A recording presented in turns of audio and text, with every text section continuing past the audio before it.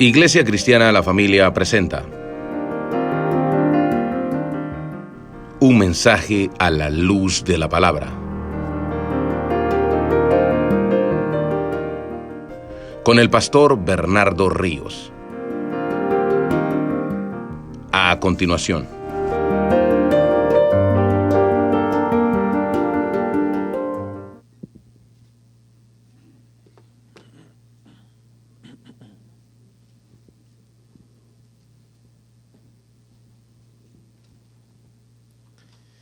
Hebreos, hermanos, capítulo 11, verso 23.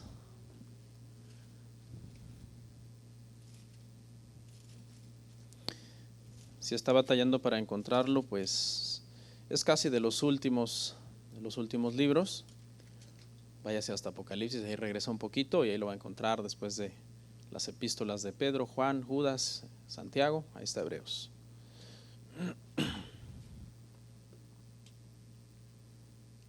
¿Lo tenemos? Hebreos 11:23, leemos la palabra y dice así: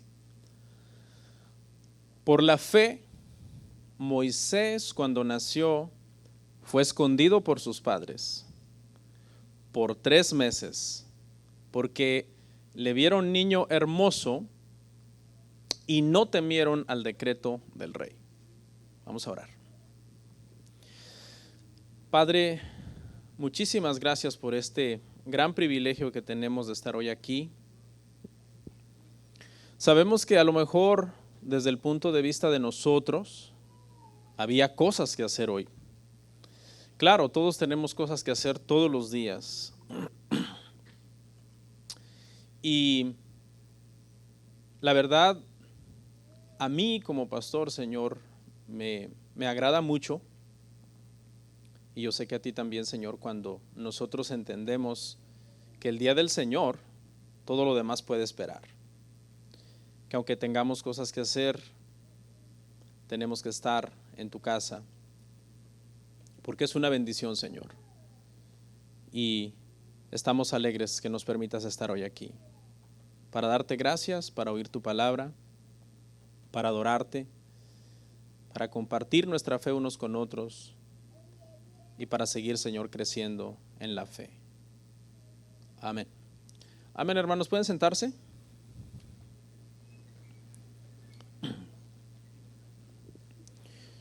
Nuestro tema del día de hoy, hermanos, se titula Grandes hazañas de la fe. Grandes hazañas de la fe. La semana pasada tuvimos una pausa breve para hablar de la resurrección, pero si Dios permite, hoy, hermanos, vamos a terminar ya este capítulo 11, ya este es el tercer sermón del capítulo 11 de Hebreos, y con la ayuda del Señor vamos a terminarlo hoy. Hemos estado hablando de personas de fe, desde el verso 1 en adelante, y hoy, hermano, hablaremos de un grupo de gente que lograron grandes hazañas por su fe, por eso lo titulamos Grandes hazañas de la fe. Una hazaña es un logro asombroso que conlleva gran esfuerzo y valor. Por lo general, a los que logran una hazaña se les llama héroes o se les llama valientes. ¿Okay? El día de hoy vamos a hablar de personas valientes que tomaron decisiones en sus vidas para los cuales se necesitaba mucho valor, pero vamos a aclarar que esta gente no es que Dios les dio fe porque ellos eran valientes, sino que Dios les dio el valor porque ellos eran personas de fe. Vamos a hablar de varios, pero hay uno, hermanos, que ocupa el mayor espacio en estos pasajes, porque vamos a ir desde el verso 23 hasta el 40. Y hay uno que nos va a ocupar más tiempo, y ese es Moisés. Moisés no es cualquier persona para los hebreos. Ya dijimos en un tema pasado, en la fe de los patriarcas, que cuando el autor les habla a los hebreos de Abraham, no les está hablando de cualquier persona, les está hablando del primer hebreo del cual han descendido todos los hebreos. Pero ahora les va a hablar de Moisés, y Moisés, al igual que Abraham, también no es cualquier persona para los hebreos. Moisés, para los hebreos, es alguien que está íntimamente ligado con todo lo que tiene que ver con la religión judía, con la religión que ellos practican. Es el hombre que Dios usó para sacar al pueblo de Israel de la esclavitud de Egipto, y que una vez que los lleva al monte Sinaí, este hombre recibe los mandamientos de Dios para el pueblo. Entonces, este va a ser el primer personaje del que vamos a hablar, pero antes de que comencemos a hablar de él directamente, primero vamos a hablar de la fe de los padres de Moisés. Ese es nuestro primer encabezado, la fe de los padres de Moisés. Vamos a volver a leer el verso 23, hermanos. Hebreos 11:23.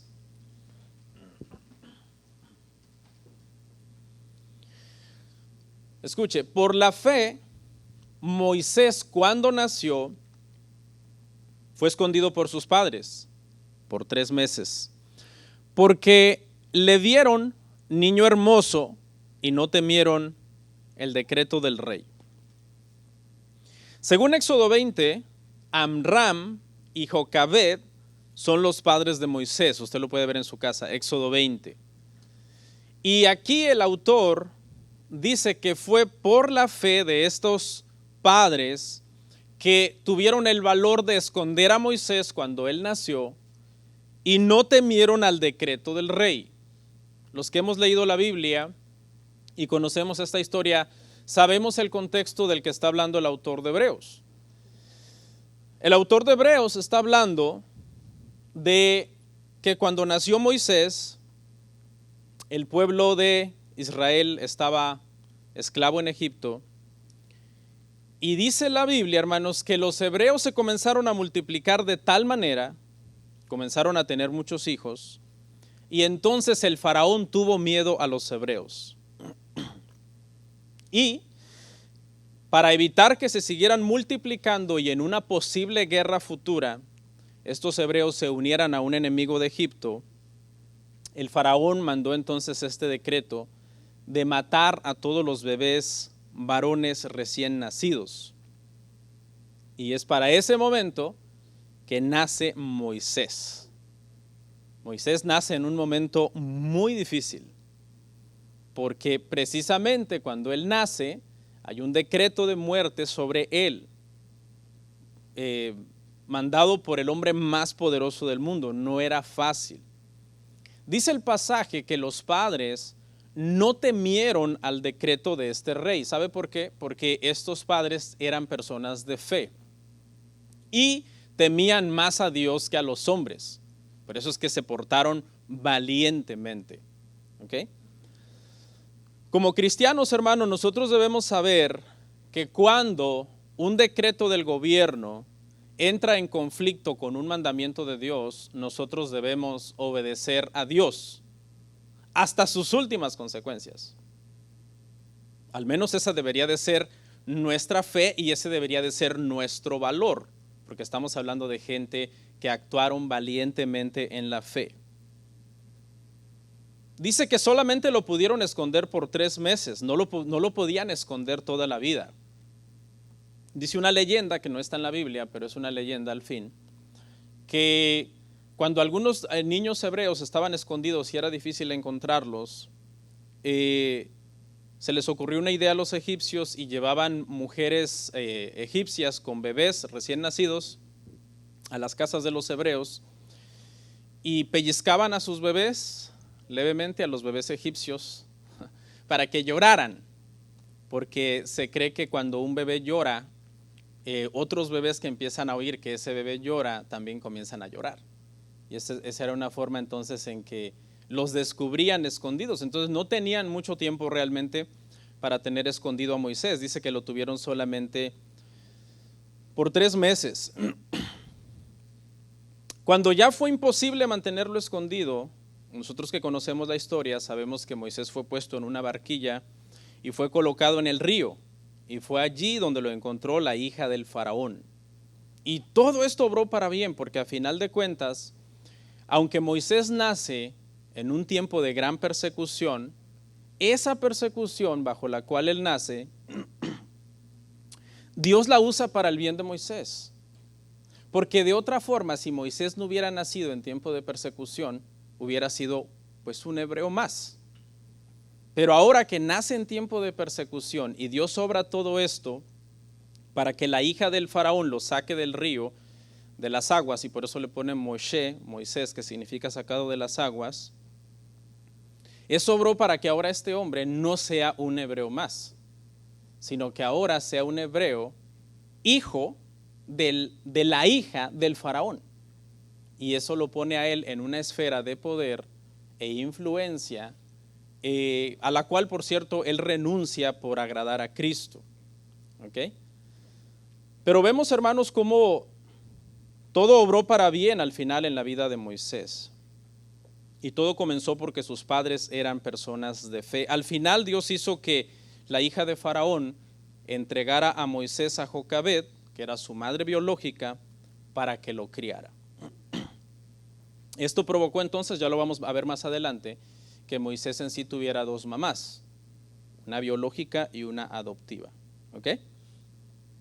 Pero lo que vamos entonces, hermanos, a alabar, si usted quiere, aquí en esta parte es la fe de sus padres, la fe de los padres de Moisés. Pero ahora vamos a ver la fe de Moisés. Ese es nuestro encabezado que sigue. La fe de Moisés, ahora ya es él como persona. Vamos a leer del verso 24 al 29.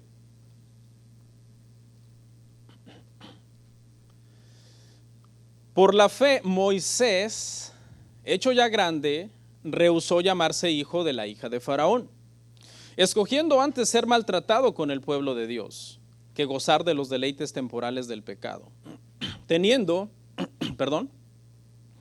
por mayores riquezas el vituperio de Cristo que los tesoros de los egipcios, porque tenía puesta la mirada en el galardón.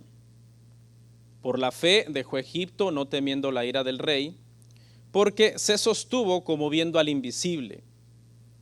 Por la fe celebró la Pascua y la aspersión de la sangre, para que el que destruía a los primogénitos no los tocase a ellos. Por la fe pasaron el Mar Rojo como por tierra seca, e intentando los egipcios hacer lo mismo, fueron ahogados. Ahora ya vamos a ver a Moisés, ya vimos la fe de sus padres, pero ahora Moisés, hermanos, dice lo primero, que por la fe ya grande, ya cuando Moisés es un adulto, dice que rehúsa llamarse hijo de la hija de Faraón. Porque ya dijimos que tenía dos madres, una biológica, otra adoptiva. Y estas mujeres, hermano, eran muy, muy diferentes. Una era pobre, la otra era extremadamente rica. Una era una esclava oprimida, y la otra era ama y señora en Egipto. Pero una era cristiana y la otra era pagana. Cuando llegó el momento de escoger entre una de estas dos mujeres, Moisés, por su fe, eligió a la mujer cristiana, a la mujer pobre, a la mujer esclava como madre, y rehusó llamarse hijo de la hija del faraón, porque eligió basado en su fe, no eligió basado en sus gustos personales. Si hubiera sido que hubiera elegido basado en sus gustos personales, pues obviamente hubiera elegido a la hija del faraón, porque como hijo de la hija de faraón tenía grandes privilegios. Fue altamente educado, tenía un futuro prometedor como egipcio, lleno de riquezas y lleno de poder. Sin embargo, al crecer por su fe en Dios y por la lealtad a su pueblo, renunció a todo eso al renunciar al ser hijo de la hija de Faraón. Es decir, automáticamente al decir, yo rehúso ser hijo de la hija de Faraón, estaba renunciando a todo eso. Poder, riqueza, influencia, comodidades, etc. Convirtiéndose así Moisés, como nosotros ya sabemos, en una figura de Cristo en varios sentidos. Porque Cristo renunció también a una posición que él tenía, se despojó de sí mismo y tomando forma de siervo se hizo obediente a su padre, convirtiéndose así en un pastor, el buen pastor, Cristo el buen pastor. Estando, hermano, entronado en gloria, se despojó de todo eso para ser un pastor que guía a su pueblo, a nosotros. Y eso es exactamente lo que hizo Moisés. Rehusando a toda esa riqueza, a todo ese poder, a toda esa gloria, llegó a convertirse en un pastor que iba a pastorear al pueblo de Israel por el desierto por 40 años, sacándolos de la esclavitud y intentando llevarlos a la tierra prometida. Digo intentándolo porque ustedes bien saben que él no llegó, ni la generación que salió con él no llegaron, a causa de la rebeldía. ¿Qué escogió en lugar de eso? Bueno, en lugar de todo eso que era bueno, escogió el sufrimiento antes que los deleites del pecado. Váyame siguiendo ahí en el pasaje, ahí voy avanzando poco a poco. Escogió, dice, mejor ser maltratado junto con los demás hebreos, porque en una oportunidad él salió a ver lo que estaban haciendo, las grandes construcciones que se estaban haciendo, y cuando él ve a un egipcio maltratando a un hebreo, Moisés mató a este egipcio y entonces, por eso dice el autor de Hebreos, prefirió mejor ser maltratado juntamente con los hebreos que gozar de los deleites temporales del pecado, porque como egipcio tenía muchos deleites muy prometedores. Moisés pudo haber tenido las mujeres que él quisiera. Moisés tenía acceso a las comidas y las bebidas más exóticas del mundo. Podía tener las mejores ropas, armas, ganados, criados, casas, caballos. Todo eso, hermano, piénselo bien. O sea, cuando Moisés elige y le toca elegir a renunciar a todo eso y mejor ser maltratado junto con los hebreos, habla de una gran fe. Cualquiera lo llamaría tonto. Uy, qué tonto. Los incrédulos especialmente creen que nosotros los cristianos somos tontos porque muchas veces, pudiendo estar disfrutando de los deleites del pecado, elegimos estar en la iglesia. Pero lo importante que tenemos que tener cuidado aquí es que el autor dice que esos deleites a los que renuncia Moisés eran deleites temporales. Y eso es lo que Moisés tenía en mente. Renunciando a lo temporal, poniendo su mirada, dice, en lo invisible, es decir, en lo que no veía, porque veía de alguna forma ya el galardón que el Señor le podía dar.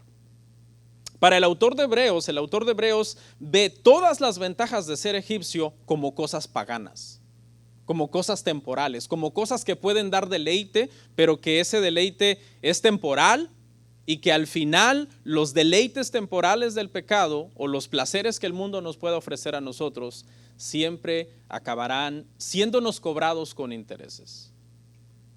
Porque el mundo pues no nos puede ofrecer nada bueno. En el mundo lo que tenemos es aflicción. Prefirió entonces, hermanos, ser tratado como esclavo.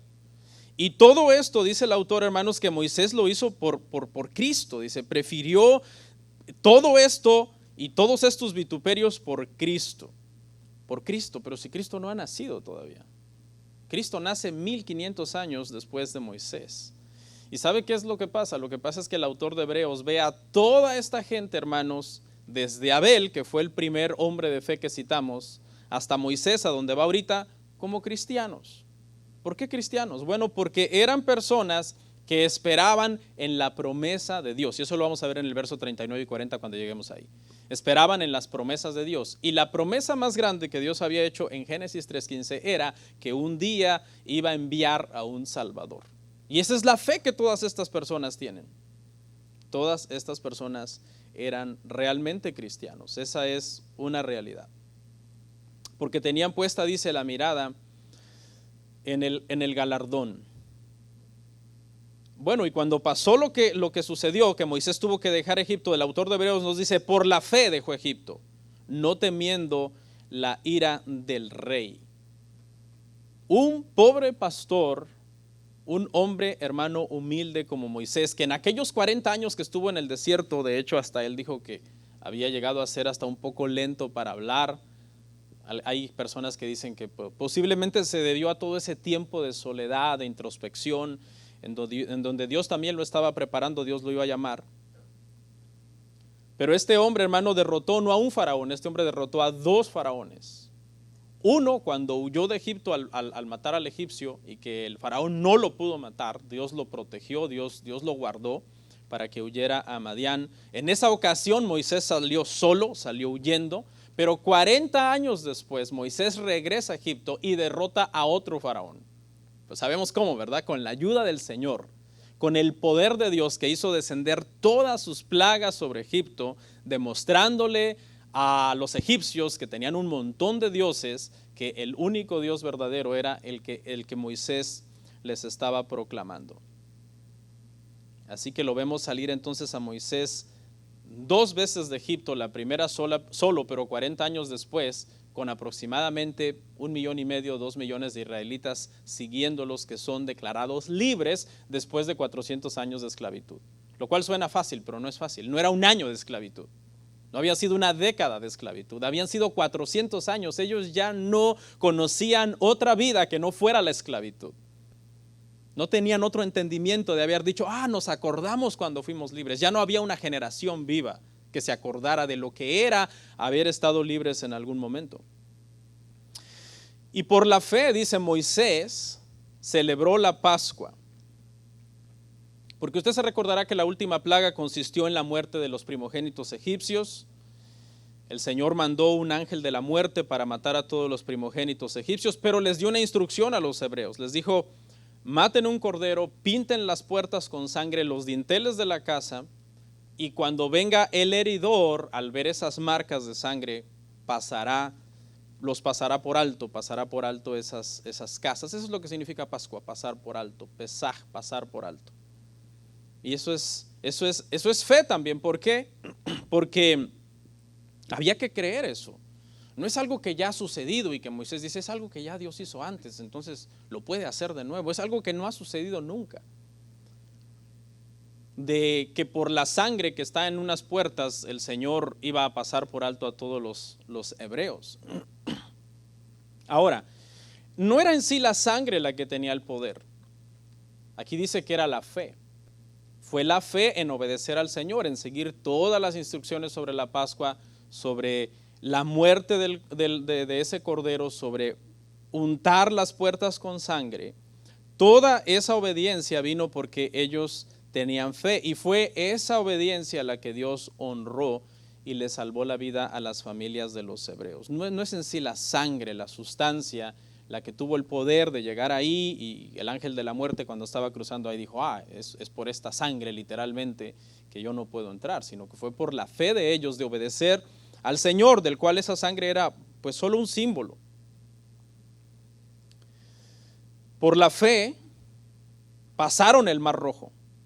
Ve cómo el autor lleva un cierto orden sobre la vida de Moisés, cómo le tocó huir en su momento, ¿verdad? Porque primero dice que no temiendo la ira del rey huyó en su momento, eligiendo ser maltratado mejor con los hebreos que disfrutar de todos los privilegios de ser egipcio, pero luego avanza y luego ya nos comienza a hablar de Moisés en esta etapa ya de la segunda salida de Moisés de Egipto, cuando Moisés celebra la Pascua, cuando Moisés inicia la marcha de salir y de cruzar el Mar Rojo.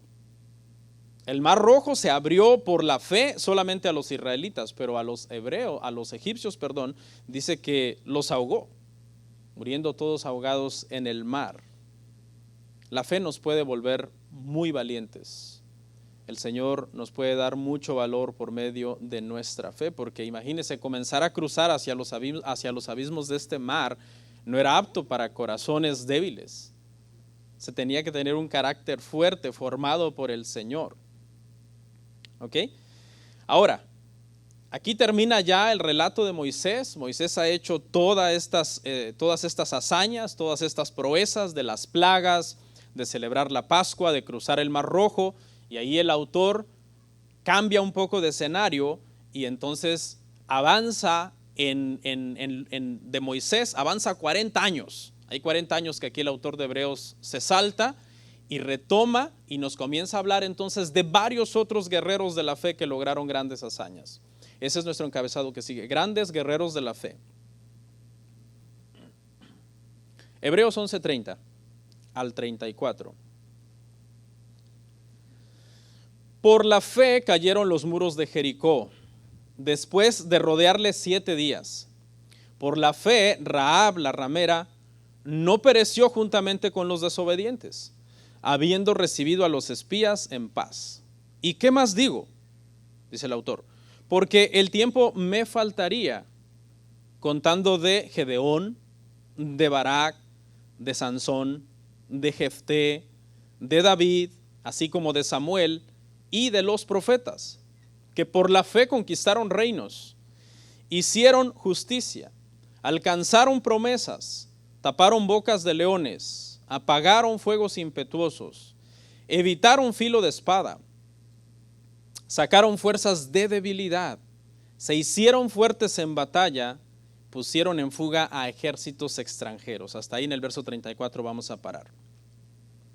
El autor ya nos habló de Moisés, esquipea 40 años del desierto, se lo salta 40 años en el desierto y nos lleva a aquella escena de la conquista.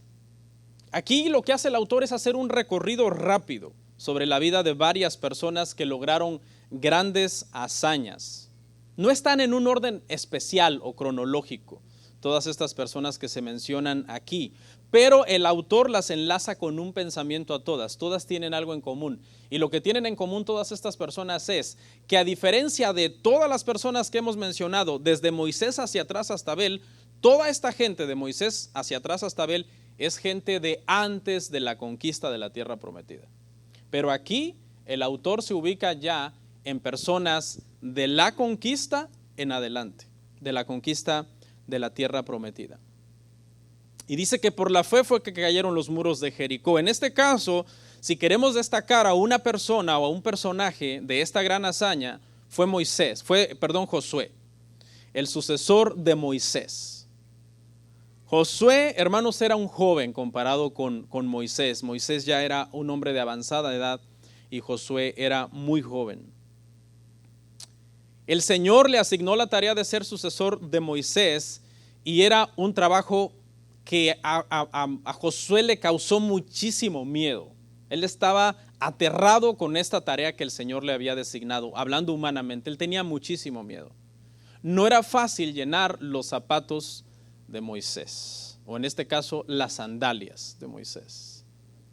Porque Moisés, hermano, había sido un hombre tan poderosamente usado por Dios, hermano, en todo ese proceso de liberación, de las plagas y todo lo que Moisés había logrado, hermanos, con la ayuda del Señor. Así que Josué, hermanos, en el momento en que sucede a Moisés, es un hombre, simplemente es un soldado muy dotado para la guerra, un gran guerrero, pero no pasa de allí. Necesitaba ser formado con un carácter para liderar ahora al pueblo de Moisés. Él no estaba acostumbrado a liderar, él siempre había estado bajo las órdenes de lo que Moisés decía, pero ahora le tocaba a él tomar decisiones. Así que Dios habla con él y Dios le dice a Josué: tranquilo, mira, hagamos algo. Estate atento a mi palabra, estate atento a mis mandamientos, no te apartes de mi palabra, sigue mis instrucciones y ¿sabes qué? De la misma manera que yo estuve con Moisés, así estaré contigo. Así que tranquilo, porque no te preocupes qué tan grande es la figura de Moisés. No fue él en realidad el que hizo las cosas, fui yo el que las hice. Y para demostrárselo, el Señor abre un río, el río Jordán, para que pasen en seco. Y dice Josué: bueno, así sí, vamos. Si abriste el mar para Moisés y ahora estás abriendo el río para conmigo, pues así sí puedo, así que no. Es que en el Señor todos podemos, porque el Señor está con nosotros, hermanos, y no estamos solos. Podemos pasar momentos muy difíciles en nuestra vida, pero por medio de nuestra fe, hermanos, se pueden lograr grandes hazañas.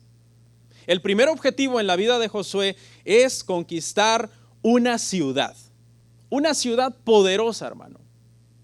Dicen los estudiosos en la historia que las murallas de Jericó eran tan masivamente anchas que carros de guerra podían literalmente caminar o correr por sobre las murallas. La tarea, hermano, humanamente hablando, era increíble, si usted quiere, increíble humanamente hablando. Parecía imposible. Este grupo de esclavos, ex esclavos, mejor dicho, que venían de andar vagando 40 años por el desierto, como que no sonaban muy inteligentes. Porque según eruditos, ese viaje no debió de haber durado más que algunas semanas. Y ahora llegan, hermano, a una ciudad poderosa con el propósito de conquistarla, pero es que no iban a pelear a la manera de ellos. Iban a pelear a la manera del Señor. Y el Señor les dice, no, tranquilos, miren, no saquen ni espadas ni nada. Lo que quiero que hagan es lo siguiente. Lo que quiero que hagan es que se pongan a darle vueltas a la ciudad. Eso es lo que quiero que hagan. Lleven el arca del pacto dándole vueltas a la ciudad y toquen la trompeta mientras están avanzando. Esa nunca se había conquistado una ciudad así. Jamás. Eso no había un precedente de que antes se haya derrotado a una ciudad y derribado las murallas de una ciudad dándole vueltas a las murallas. No, los antecedentes de guerra decían que para conquistar una ciudad amurallada con grandes y pesadas puertas se usaban máquinas de guerra, catapultas para lanzarles pesadas piedras y poder ir devastando un poco a poco las murallas, lanzarles flechas con fuego a las puertas de madera para que las puertas se incendiaran, usar grandes arietes que eran una especie de palos. No sé si ha visto en algunas películas de la Edad Media cuando agarran un palo entre unos 50 a 100 hombres y comienzan a azotar una puerta pesada de madera. Eso es un ariete, ¿verdad? Usaban todo ese tipo de máquinas de guerra para poder destruir una muralla, una ciudad. Construían torres, sitiaban una ciudad y construían torres, y desde ahí comenzaban a lanzarles flechas y lanzas, y bueno, era una guerra encarnizada tomar una ciudad. Y el Señor les dice, no hagan nada de eso, no preparen ni torres, ni arietes, ni catapultas. Lo único que yo quiero es que le den vueltas a la ciudad. Y eso parecía tonto, seamos honestos. Se imagina a la gente de Jericó riéndose de ellos. Mira, estos anduvieron 40 años en el desierto dando vueltas y aquí siguen dando vueltas ahora. No se cansaron de dar vueltas. Pero ya se imagina, hermano, cuando se cayeron las murallas y esta gente de Jericó pasa de la burla al terror. Porque es por la fe de estas personas que caen las murallas y no por las estrategias militares de Josué. Así que imagínese a esas personas ahí, hermano, riéndose, burlándose, y de repente, ¡boom!, se cae todo. Y hay gente que hasta han dicho, analizando este pasaje, que quizás las murallas hasta se hundieron para que ellos pudieran entrar. Aunque eso no lo dice la Biblia, ¿no? Pero hay gente que comenta algo así. Y esa fue la fe de estas personas, hermano, que conquistaron una ciudad. Y estamos hablando, si usted quiere, de Josué, en realidad, que era el que estaba al frente de todo esto. Luego el autor nos habla de la fe de Rahab, después de hablarnos de este gran hombre Josué. Nos habla de Rahab, y es la segunda mujer mencionada en Hebreos 11. Solamente hay 2 mujeres mencionadas por nombre en Hebreos 11. La primera es Sara, ya la vimos, la esposa de Abraham, y la segunda es esta mujer Rahab. Y dice que esta mujer también era una mujer de fe, era una mujer que se dedicaba a la mala vida. El autor dice que era una ramera, pero se arrepintió de su pecado, llegó a ser una hija de Dios y llegó a ser una nueva criatura. Y esta mujer gentil en este pasaje es un ejemplo de gran fe, porque resulta que esta mujer gentil tuvo más fe que los israelitas que perecieron en el desierto. Porque los israelitas que perecieron en el desierto vieron por 40 años los milagros, y ella no estuvo ahí viendo todos esos milagros. Ella solamente lo oyó que esta gente andaba en el desierto y que Dios estaba con ellos y que Dios había hecho grandes proezas por ellos, y a raíz de eso ella creyó en Dios, llegando a ser así entonces una hija de Dios, más que los que étnicamente eran israelitas, pero que eran hijos del diablo en realidad, porque murieron sin creer en Dios. Y esta mujer entonces toma gran importancia en la Biblia, porque ya no solamente el autor de Hebreos la menciona, sino que también Mateo 1:5 la menciona como parte de la línea genealógica de Cristo. Y Santiago la menciona como una persona que su fe no fue falsa, que su fe fue verdadera, porque resulta que por su fe mostró sus buenas obras. ¿En qué consistió la fe de Rahab? La fe de Rahab consistió en que humanamente era imposible tomar Jericó. O sea, humanamente era imposible. No debieron de haber tomado Jericó humanamente. La fe de Rahab consistió en creer que iban a tomar Jericó. Ella dijo, no, ellos lo van a tomar. Todo el mundo en Jericó decía, no, no nos pueden tomar. Y Rahab dijo, sí, nos van a tomar. ¿Por qué? Porque Dios está con ellos. Y yo creo en ese Dios. Y esa mujer se convierte y en el proceso de conversión salva a toda su familia. Toda su familia se salva literalmente en el momento de la invasión, de la conquista, porque le dan instrucciones a los espías. Pon todo lo que amas, tu familia, tus cosas en tu casa y no se le hará daño.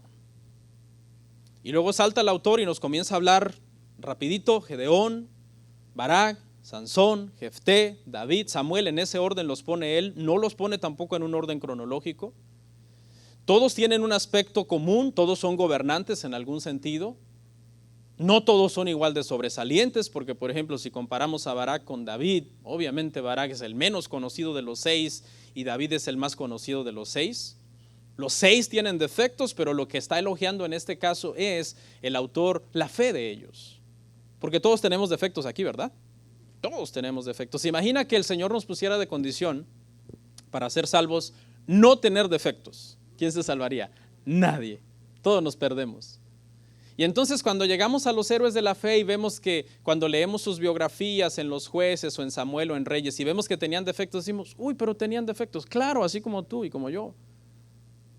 Pero ¿qué es lo que está elogiando el autor? Es la fe de ellos. Los 4 primeros son jueces. Ya usted sabe el periodo en el que estos viven. Estos viven en un periodo después de la conquista y que Israel se asienta, los hebreos se asientan en Canaán y entonces desobedecen todos los mandamientos que Dios les ha dado, casándose con mujeres incrédulas, adorando a los dioses de los cananeos, haciendo lo que Dios les había dicho que no hagan. Y por eso Dios los entrega entonces en sus enemigos. Y hay un periodo ahí de siglos que los hebreos, los israelitas, sí están en la tierra prometida, pero no la están pasando bien. Están oprimidos todo el tiempo. Vienen los filisteos, vienen los amalecitas, vienen los madianitas, constantemente los están invadiendo para saquearlos, para oprimirlos. Y los israelitas no tienen capacidad de defenderse, sino hasta que claman a Dios en ese proceso de estar oprimidos por un tiempo, por un pueblo X. Y entonces Dios se apiada de ellos y les levanta un juez, un poderoso guerrero, que en este caso esos jueces no son como los de las cortes de ahora, ¿no? Con su toga negra y su mazo en la mano, no. Jueces aquí se refiere a guerreros, a militares, a líderes para hacer guerra. Y los primeros 4 son esas personas, son personas, Gedeón, Barak, Sansón y Jefté, que están en ese periodo en donde constantemente son oprimidos y de repente Dios los levantó a ellos para que trajeran libertad al pueblo en algún sentido por una temporada, porque nada más eran avivamientos temporales también. Ya después moría el juez y el pueblo volvía a hacer lo mismo, volvía a hacer lo malo, y ya usted sabe la historia. ¿Para qué sigo? Ok, veamos brevemente un poquito a cada uno de estos. Gedeón, un hombre nada valiente. Algunos dicen que era un cobarde. En Jueces 6:11 lo que lo encontramos es escondiendo las cosas porque vienen los madianitas. Y el Señor lo llama. Y le da un ejército grande, 30,000 hombres. Pero Dios dice, no, son muchos. El que tenga miedo, regrésese. Y 20,000 se regresan. Y 10,000 dicen, bueno, pues no, ahí medio temblando, nosotros sí nos quedamos. Y después dice el Señor, no, siguen siendo muchos.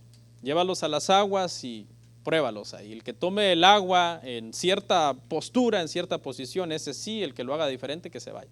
Y se quedan 300 hombres. Y con 300 hombres, Gedeón derrota a los enemigos del Señor. Y luego Barak, un hombre casi desconocido para nosotros. Yo les aseguro que aquí muchos no saben quién es Barak. El cantante, dice el hermano. ¿Quién es Barak, pastor? Bueno, es un héroe de la fe. No es muy famoso para ti, pero es famoso para Dios. Barak es una especie de aliado de Débora y derrotaron también un ejército. Derrotaron un ejército y la Biblia dice que en esta batalla Dios mandó un aguacero para que los carros de sus enemigos se estancaran en el lodo y así los derrotaron. Ve que siempre era la derrota, pero era a la manera de Dios. En el caso de Gedeón les dijo, no es con espada, mira, metan en unos cántaros unas luces y vayan haciendo ruido. Y acérquense al campamento de ellos y los hombres despiertan y se empiezan a matar entre ellos confundidos, pensando que están reunidos de un gran ejército, cuando solamente son 300 ruidosos que no dejan dormir. Y el caso de Sansón, ¿cuántas veces no hemos hablado mal de Sansón? Un hombre fuerte, pero su fuerza no estaba literalmente en su cabello, dice el autor de Hebreos, que estaba en su fe. Y su cabello era solo un símbolo de que era una persona de fe. Y Jefté, un hombre apresurado que hacía votos a la ligera, Dios lo usó también para derrotar a sus enemigos. Luego dice el autor a David, y bueno, David es, como diría una expresión coloquial aquí, David es otro rollo, ¿no? Ese aparte. Porque David es un héroe en Israel por siglos en este momento en que el autor lo está mencionando. Uno de los juegos favoritos, aquí ya estoy yo obviamente diciendo algo que no está en la Biblia, ¿no? Pero uno de los juegos favoritos de los niños era elegir al más grande y jugar a David y Goliat. O sea, David era famoso, hermano, en Israel. Cualquier niño quería ser como David, o cualquier padre quería ponerle a sus hijos David. Samuel, el último de los jueces, un profeta, el último juez, porque después de él elige a Saúl como el primer rey de Israel. Y ahí terminan estos 6, y luego sigue el autor diciendo, conquistaron reinos. Josué conquistó reinos, 31 reyes tuvo que conquistar para derrotar Canaán, Josué 12:24. Taparon bocas de leones, la referencia es exactamente para Daniel, que milagrosamente Dios lo protege de leones hambrientos. Apagaron fuegos impetuosos, las referencias a los 3 amigos de Daniel que prefirieron ser quemados antes que comprometer su fe y caer en idolatría. Fueron echados en un horno de fuego calentado 7 veces más de lo normal, y cuando se supone que debieron de haber sido evaporados por el calor, se asoman y ya no son 3, ahora son 4, por la fe. Dios está con ellos. Y por último, hermanos, en nuestro último encabezado, otras hazañas. Otras hazañas. Hebreos 11, 35 al 38. No es el último encabezado, es el penúltimo. Otras hazañas, Hebreos 11, 35 al 38. Las mujeres recibieron sus muertos mediante resurrección, mas otros fueron atormentados, no aceptando el rescate a fin de obtener mejor resurrección. Otros experimentaron vituperios y azotes, y a más de esto prisiones y cárceles. Fueron apedreados, aserrados, puestos a prueba, muertos a filo de espada. Anduvieron de acá para allá, cubiertos de pieles de ovejas y de cabras, pobres, angustiados, maltratados, de los cuales el mundo no era digno, errando por los desiertos, por los montes, por las cuevas y por las cavernas de la tierra. Para terminar de hablar de varias personas, aquí el autor, hermanos, comienza a decir una serie de eventos, pero si tú estás oyendo o leyendo esto, tienes que estar haciendo 2 cosas, leyendo y oyendo, pero al mismo tiempo imaginándote. Porque él no te está dando detalles de todo. Él no te está diciendo, estos por nombre hicieron tal cosa, sino que te da pistas y tú dices, ¿recibieron a sus muertos en resurrección? ¿Hicieron esto? ¿Anduvieron errantes por los desiertos? Entonces tú que conoces la escritura, tienes que estar tu mente vagando por todo el Antiguo Testamento, atando los cabos para saber de quién es que está hablando el autor, y eso al mismo tiempo sirve como una motivación, porque los hace ir a la escritura, tratar de recordar la escritura para ver qué es lo que Dios hizo con ciertas personas que tú crees que esos son a los que se refieren las pistas que el autor te está dando en este momento. Por ejemplo, menciona a mujeres que recibieron sus muertos mediante resurrección, y si tú has leído el Antiguo Testamento, tú dices, ¿quiénes son estas mujeres? Y obviamente la referencia es a aquellas mujeres no hebreas, ¿okay? La viuda de Sarepta, Primera de Reyes 17, 8 al 23, y la Sulamita, Segunda de Reyes 4, 18 al 37, que Elías y Eliseo les resucitan a sus hijos respectivamente. Ya había entonces resurrección desde el Antiguo Testamento. Y así entonces comienza a mencionar implícitamente a muchas personas, como por ejemplo, ¿qué le viene a la mente a usted cuando habla de aquellos que andaban errantes por los desiertos? Elías. ¿Qué le viene a la mente a usted cuando dice, por ejemplo, que fueron aserrados? La tradición dice, y los hebreos lo sabían, que Isaías fue aserrado, fue cortado. en dos partes. Entonces automáticamente ellos piensan en Isaías. La Biblia dice que Zacarías fue apedreado. La tradición enseña que Jeremías fue apedreado también. Entonces comienza a mencionar una serie de hazañas de toda esta gente de fe, y la característica es que sin dar detalles exactos, solo pistas, uno tiene que ir entonces pensando en todas estas personas que prefirieron ser pobres. Y no es que la riqueza sea mala, pero cuando a estas personas les tocó elegir, hermano, entre los deleites del pecado, entre la comodidad del mundo o servir a Dios y dedicar su vida a Dios, ellos prefirieron ser pobres. Por ejemplo, Elías, ¿qué pudo haber dicho para evitar andar errante, hermano? ¿Qué pudo haber dicho? Bueno, Jezabel, ¿sabes qué? Voy a ser el líder de todos los profetas de Baal. Y tranquilo. No, él dice, no, yo prefiero andar errante por los desiertos, cubierto con pieles de animales en mi cuerpo. ¿Se imaginan? No olían muy bien estos hermanos, porque las pieles de los animales no huelen muy bien. Errantes, viviendo en cuevas, con tal de agradar a Dios y no estar en el mundo.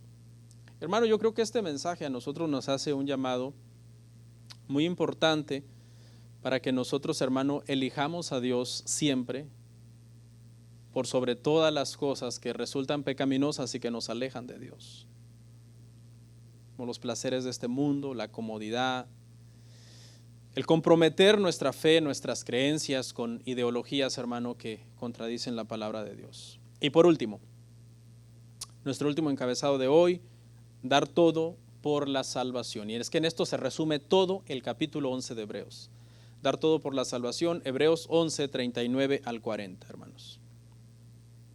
Hebreos 11, 39 al 40. Todos estos, aunque alcanzaron buen testimonio mediante la fe, no recibieron lo prometido, proveyendo Dios alguna cosa mejor para nosotros, para que no fuesen ellos perfeccionados aparte de nosotros. Y aquí es donde tenemos que poner atención, porque el clímax del pasaje es que el autor está hablando de Cristo.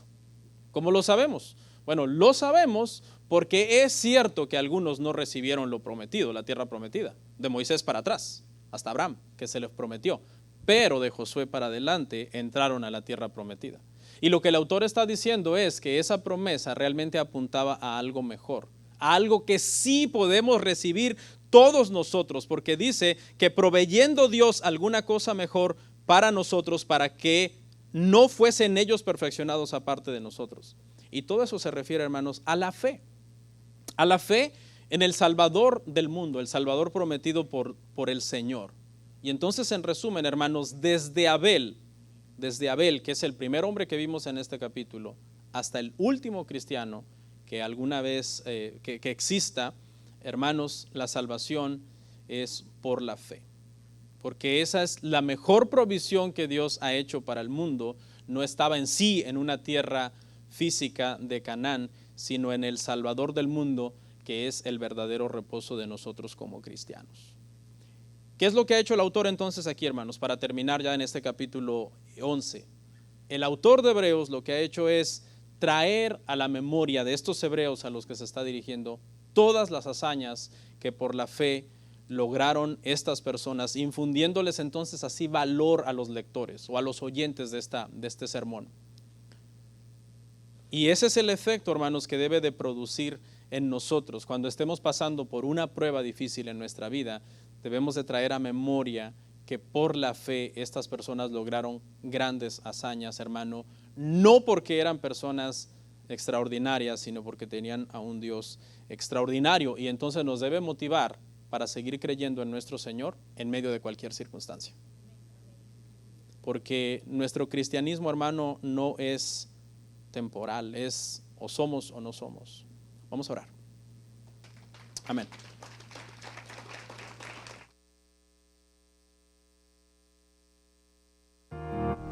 Comparte, suscríbete, dale like. Gracias por tu sintonía. Hasta la próxima. Bendiciones.